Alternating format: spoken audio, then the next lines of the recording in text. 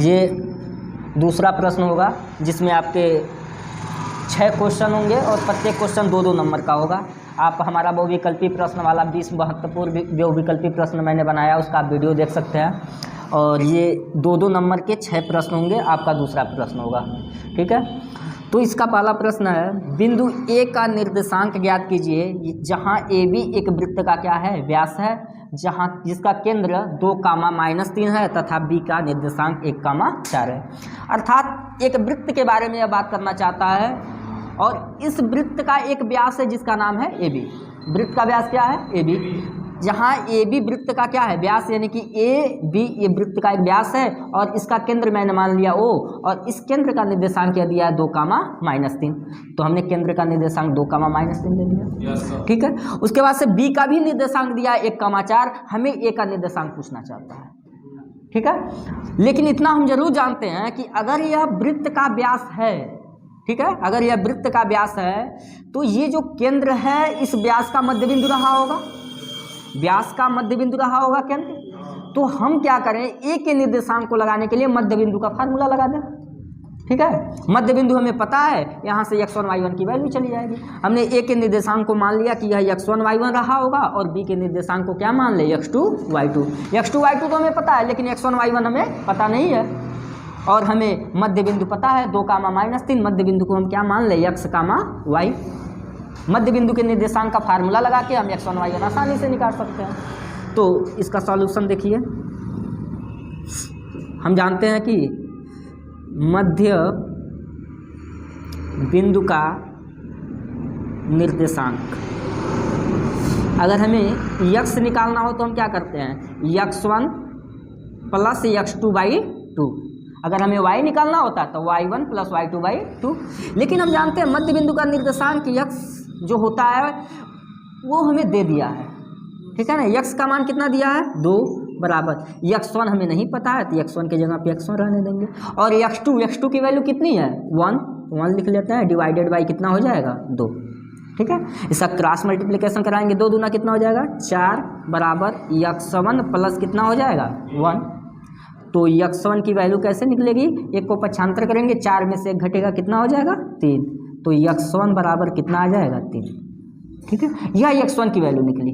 ठीक है, हमें y1 निकालना है। इसी मध्य बिंदु के निर्देशांक से हम जानते हैं कि y बराबर होता है y1 + y2 कितना, 2, y1 + y2/2। तो y1 की वैल्यू कितनी दी है हमें नहीं पता, यही तो निकालना है। y1 + y2 कितना दिया है, तो y2 की वैल्यू कितनी दी है, 4, पूरे का बटा कितना है, 2। ठीक है, y की वैल्यू कितनी है मध्य बिंदु, -3, तो -3 क्रॉस मल्टीप्लिकेशन कराएंगे, 3 दूना 6, माइनस का 6 बराबर y1 प्लस कितना हो जाएगा, 4। अगर हम यहाँ से y1 निकालना चाहें तो y1 बराबर कितना हो जाएगा, -6, ये प्लस का 4 इधर आया होगा तो -4। ठीक है, y1 की वैल्यू निकालना हो तो +4 इधर जाएगा तो क्या हो जाएगा, -4। तो y1 बराबर -6 -4 मिलके कितना हो जाता है, -10। हमें x1 की भी वैल्यू मिल गई 3 और y1 की वैल्यू कितना मिल गया, 10, -10।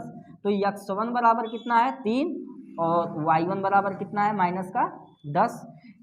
लेकिन यह x1 y1 क्या है, a का निर्देशांक है और हमसे पूछना चाहता है बिंदु a का निर्देशांक ज्ञात कीजिए। तो अतः बिंदु a का निर्देशांक जो होगा वह कितना होगा, 3, -10। यही हमारा क्या हो जाएगा, आंसर। गुणनखंड विधि से समीकरण 3x² - 2√6x + 2 = 0 के मूल ज्ञात कीजिए। हमें इस इक्वेशन का द्विघात समीकरण का क्या ज्ञात करना है, मूल। तो हम आपको बताए हैं कि जब भी इसे गुणनखंड विधि से पूछे तो पहला नियम ये होता है कि आप x² के गुणांक को अचर पद c में क्या करते हैं, गुणा करा दें। यानी कि इस 3 का गुणा किस में कर लेंगे, 6 में। तो 3 का गुणा 2 में, तो 3 दूना कितना हो जाएगा, 6।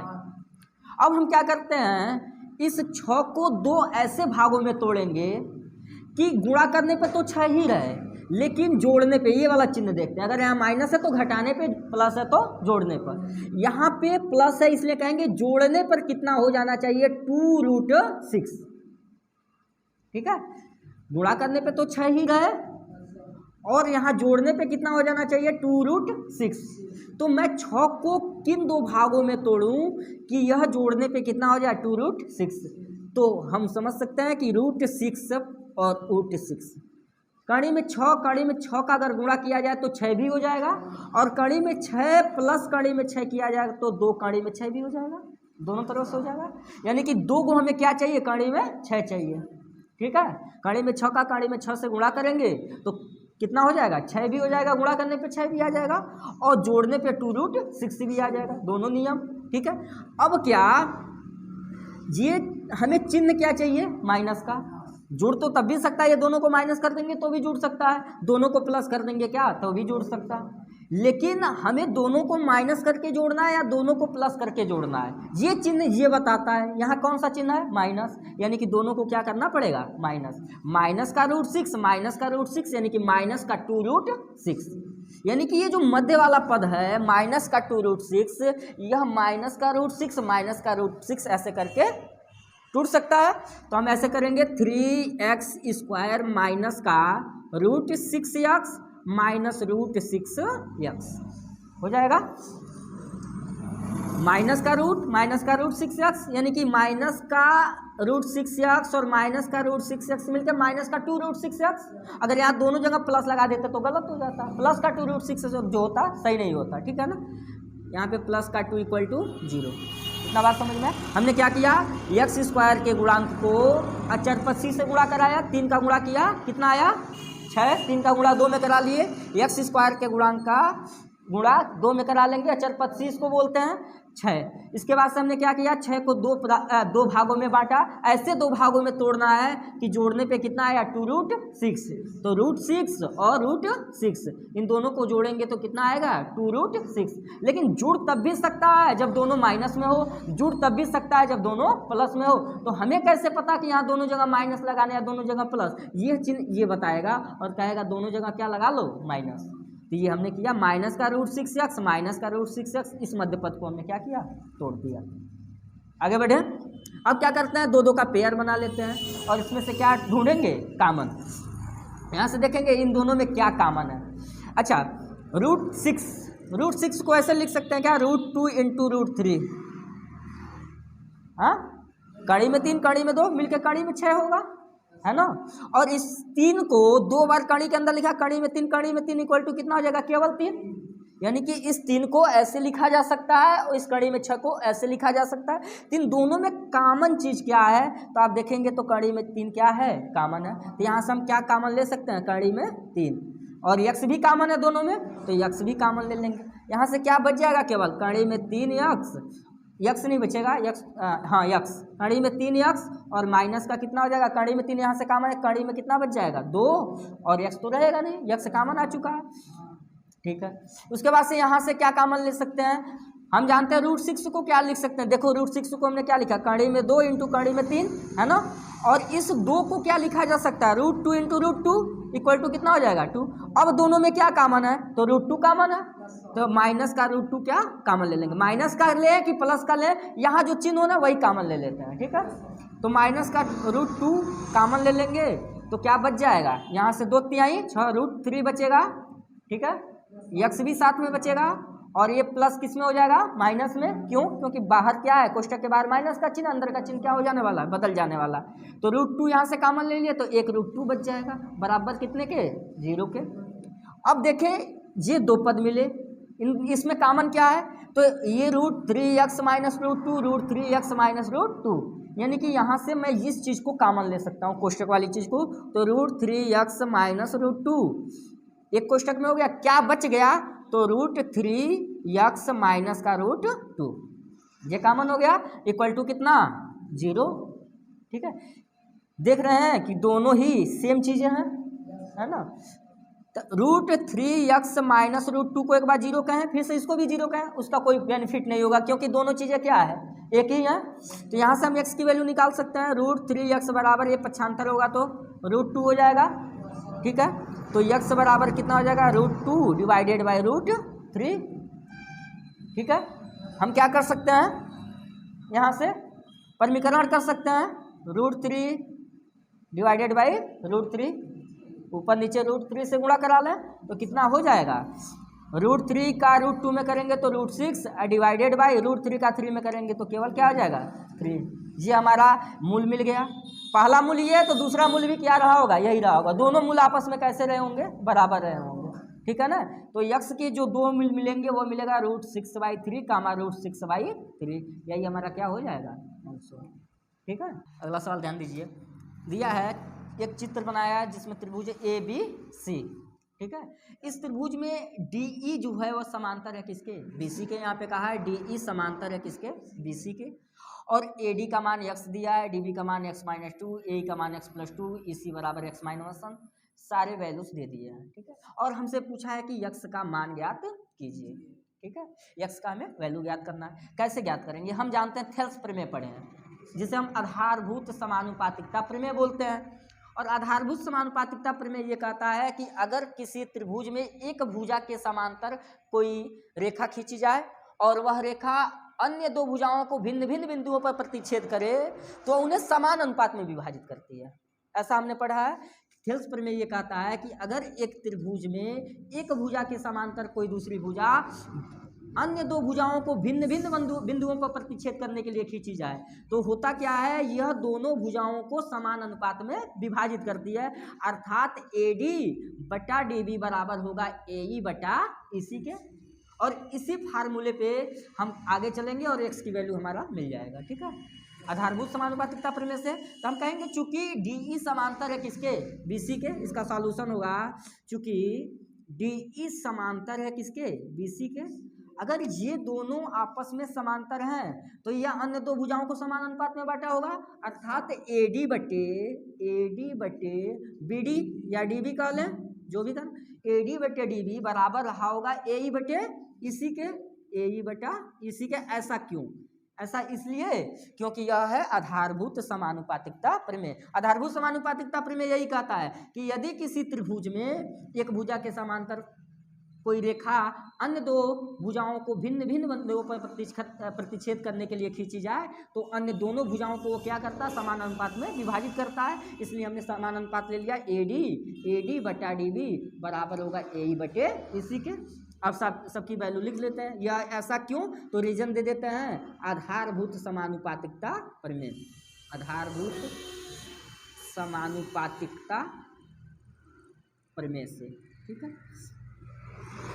AD की वैल्यू है कितनी, x/DB की वैल्यू कितना है, x-2, ठीक है, बराबर AE की वैल्यू कितनी है, x+2 डिवाइडेड बाई इसकी वैल्यू कितनी है, x-1। इसको हम सॉल्व करेंगे, x की वैल्यू निकल जाएगी, ठीक है। तो क्रॉस मल्टीप्लिकेशन करा देते हैं। x-1 का x में कर देंगे, x × x-1 equal to x-2 का किस में हो जाएगा, x+2 में, x-2 और x+2। कैसे सॉल्व करेंगे, x का x में गुणा कराएंगे तो कितना हो जाएगा, x² - x का 1 में करेंगे तो x बराबर, यहाँ देख रहे हैं x-2 x+2 a-b a+b a² - b² का फार्मूला लग जाएगा। तो यहाँ x² - 2 का स्क्वायर कितना हो जाएगा, 4, ठीक है। अब यहाँ देखें, इधर भी x² है, इधर भी x² है, और दोनों का चिन्ह जो है सेम है, तो x² से x² कट सकता है। ऐसे काटते नहीं है, लेकिन हम इसको समझ सकते हैं कि x² से x² कैंसिल होने वाला है, ठीक है। इधर क्या बचा, माइनस का x बराबर माइनस का 4, माइनस से माइनस कट गया, x की वैल्यू कितनी आ गई, 4, यानी कि x बराबर 4 हमारे सवाल का क्या है। अगला प्रश्न ध्यान दीजिए, एक घड़ी की मिनट की सुई जिसकी लंबाई कितनी है, 14 सेमी, इस सुई द्वारा 5 मिनट में रचित क्षेत्रफल ज्ञात कीजिए। एक घड़ी है और उसकी एक मिनट वाली सुई है। मिनट वाली सुई 5 मिनट में कुछ दूरी तक चल के जाएगी, ठीक है। तो मान लेते हैं यह सुई यहाँ से चलकर यहाँ तक 5 मिनट में चली जाएगी, ठीक है। तो एक त्रिज्यखंड का रूप लेगा यह। जब घड़ी की सुई ऐसे चलेगी तो एक त्रिज्यखंड बनाएगी 5 मिनट में, और इसके बीच कुछ कोण बना होगा, ठीक है। लेकिन ये मिनट की जो सुई है इसकी लंबाई कितनी है, 14 सेमी, ठीक है। हम जानते हैं मिनट की सुई जो होती है 1 घंटे में, पूरे 1 घंटे में और 360 अंश का चक्कर लगा लेगी, यानी कि पूरे घड़ी की चक्कर लगा के चली जाती है मिनट वाली सुई 1 घंटे में। 1 घंटे मतलब 60 मिनट में कितने अंश का कोण बनाती है, 60 मिनट में मिनट वाली सुई 60 मिनट में मिनट वाली सुई द्वारा बना कोण कितने अंश का कोण बनेगा? तो 360 अंश का। 60 मिनट में 360 अंश का कोण बन रहा है, तो 1 मिनट में कितने अंश का कोण बनाएगा? 1 मिनट में मिनट वाली सुई द्वारा कितने अंश का कोण बनेगा? तो हम कहेंगे 360 अंश, अब बटा कितना हो जाएगा? 60, यानी कि 0 से 0 कटा, 6 छके 36, यानी कि 6 अंश का कोण बनेगा। ठीक है, तो 1 मिनट में अगर 6 अंश का कोण बन रहा है तो हमें बताया गया है कि 5 मिनट में रचित क्षेत्रफल, यानी कि ये मिनट वाली सुई कितने मिनट तक चली है? 5 मिनट तक। तो 5 मिनट में कितना चलेगा? अगर 1 मिनट में 6 अंश, तो 5 मिनट में 5 × 6 यानी कि 30 अंश चलेगा। यानी कि हमें ये जो त्रिज्यखंड मिला है, इसका जो कोण है थीटा का मान कितना है? 30 अंश। अब हम पता लगा सकते हैं कि 5 मिनट में मिनट वाली सुई कितना क्षेत्रफल कवर किया है। ठीक है, तो लिखेंगे 5 मिनट में मिनट की सुई द्वारा रचित क्षेत्रफल। चूंकि यह एक त्रिज्यखंड है, इसलिए हम जानते हैं त्रिज्यखंड का क्षेत्रफल होता है थीटा बट्टे 360 अंश गुणे पाई r स्क्वायर। थीटा का मान कितना है? 30 अंश। 30 अंश लिख लेंगे, डिवाइडेड बाई कितना? 360 अंश इंटू पाई का मान कितना होता है? 22/7 r स्क्वायर। तो r कितना है? 14 सेमी, इसलिए 14 × 14।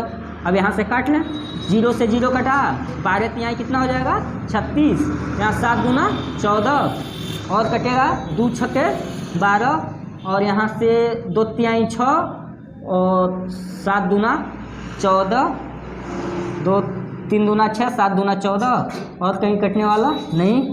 22 सत्ते कितना हो जाएगा? 154 और बटा 3 वर्ग सेंटीमीटर। यही हमारा क्या हो जाएगा? आंसर। सवाल है कि x और y में एक संबंध ज्ञात कीजिए यदि बिंदु x, y 1, 2 और 7, 0 क्या हो? संरेखी हो। हम जानते हैं संरेखी बिंदुओं से कोई त्रिभुज नहीं बनता है। अगर संरेखी बिंदुओं से कोई त्रिभुज नहीं बनता है तो इसका मतलब उस त्रिभुज का क्षेत्रफल 0 रहा होगा। तो मान लेते हैं यह बिंदु A रहा होगा जिसका निर्देशांक दिया है x, y, और एक दूसरा बिंदु दिया है B जिसका निर्देशांक कितना है? 1, 2। एक तीसरा बिंदु है C जिसका निर्देशांक है 7, 0। ये तीनों बिंदु क्या हैं? संरेखीय, अर्थात एक ही रेखा पर स्थित है।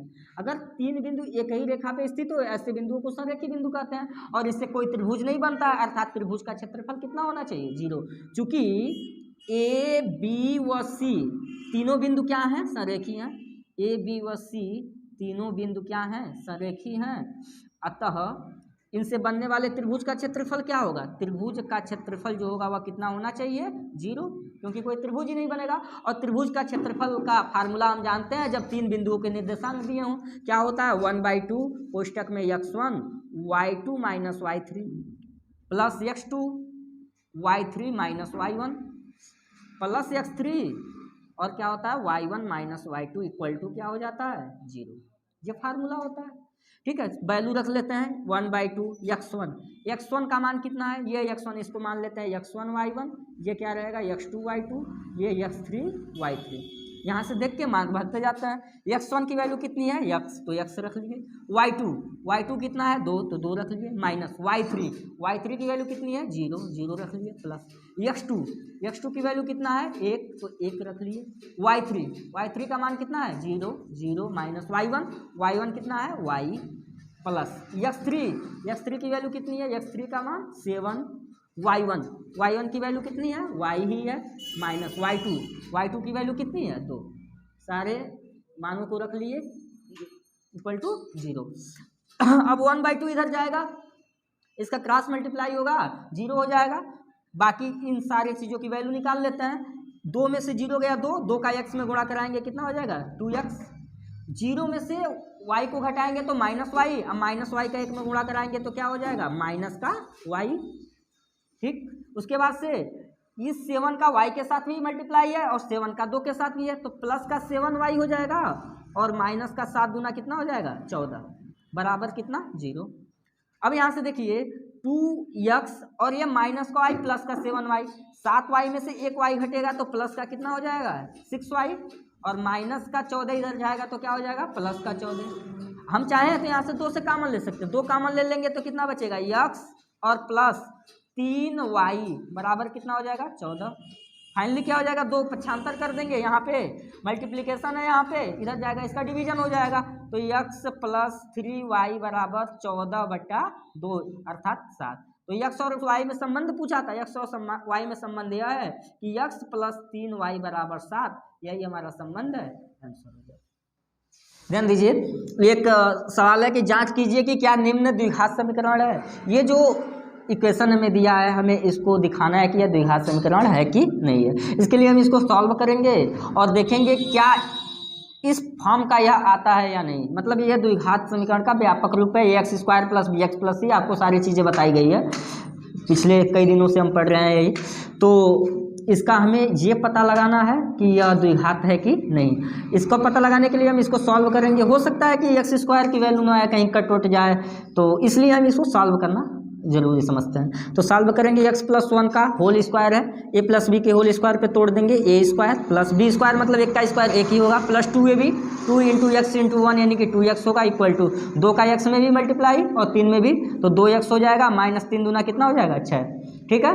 उसके बाद से हम क्या करेंगे, यहाँ देख रहे हैं प्लस का 2x है, यहाँ भी प्लस का 2x है, दोनों आपस में कैंसिल हो जाएंगे। आप यहाँ से काट सकते हैं डायरेक्ट, या समझने के लिए ऐसा सोच सकते हैं कि ये दोनों कट गए। ठीक है। X square plus 1 equal to minus का कितना हो गया, 6। ये माइनस 6 इधर आएगा तो क्या हो जाएगा, प्लस का 6।